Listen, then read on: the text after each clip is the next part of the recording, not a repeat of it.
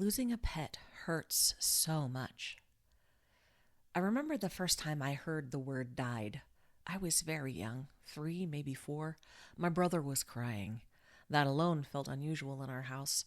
Crying often came with correction. But this was different. No one was telling him to stop. No one was redirecting him. There was a feeling in the house I didn't understand. He wasn't talking. He had pulled completely into himself, and I could tell something was very, very wrong. My mom told me his turtle, Herbie, had died.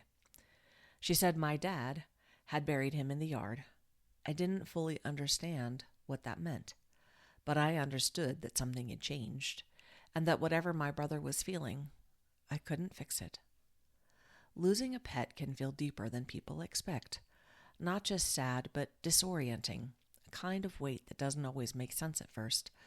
And part of what makes it so hard is that the grief often isn't fully understood by the people around you.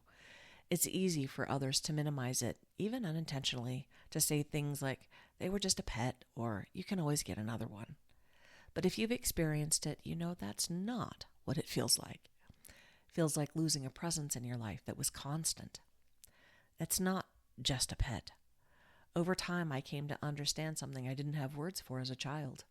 Pets are part of the rhythm of your life. They're there in the moments you most need a friend. They're there in the routines.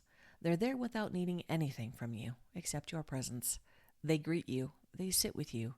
They become part of how your day begins and ends. And when they're gone, it's not just their absence you feel. It's the space they occupied and the love they gave you. The house feels different.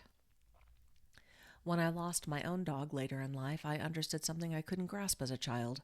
It wasn't just that they weren't there. It was that everything around me felt different. The house was quieter in a way that didn't feel comforting. The routine shifted, and the small moments that used to happen automatically were suddenly gone. And those are the moments no one really prepares you for. Not the big, obvious grief, the small, repeated absences. I've seen this in others too. A friend of mine had a dog named Bosco. He was a funny dog. His favorite thing to play with was an empty water bottle. He always stayed close, especially after my friend had surgery, and if there was a truck involved, Bosco was ready to go.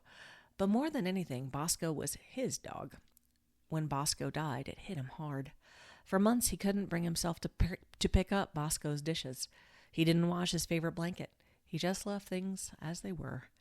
And in that, you could see the grief. Why this grief can feel so intense. Part of what makes losing a pet so painful is the kind of connection we have with them. There's no pretense, no expectations to explain yourself, no need to be anything other than who you are in that moment. They don't interrupt you. They don't judge you usually. They don't ask you to be different.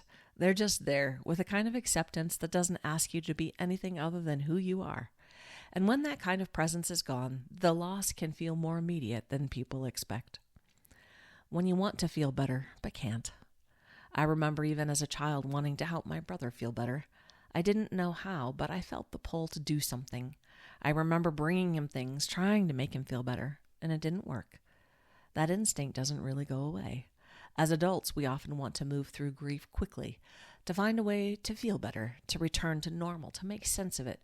But grief doesn't respond well to pressure. It doesn't follow a timeline, and it doesn't soften just because we want it to. If this is where you are right now, missing them, feeling the absence in ways that catch you off guard, you don't have to rush your way through it. There's nothing wrong with how this feels, even though it's uncomfortable. You're not overreacting. One of the hardest parts of losing a pet is the question that can show up. Why does this feel so big? The answer is simple, because it was real. The relationship was real. The presence was real. The connection was real. And when something real is gone, the impact is real too. What this means going forward. Grief doesn't mean something is wrong. It means something mattered. And while the intensity of it may change over time, the significance of the relationship doesn't go away. You don't have to minimize it. You don't have to compare it. You don't have to move through it in a certain way. You can let it be what it is. A place to talk it through. At Hold, we offer a calm, confidential place where you can talk through what you're feeling without interruption, judgment, or a need to explain why it matters. If you're not ready for that, you're welcome to explore the other blogs here and take your time. There's no need to rush your way through this. If you do want a place to say it out loud, you can start here. Book a listening appointment.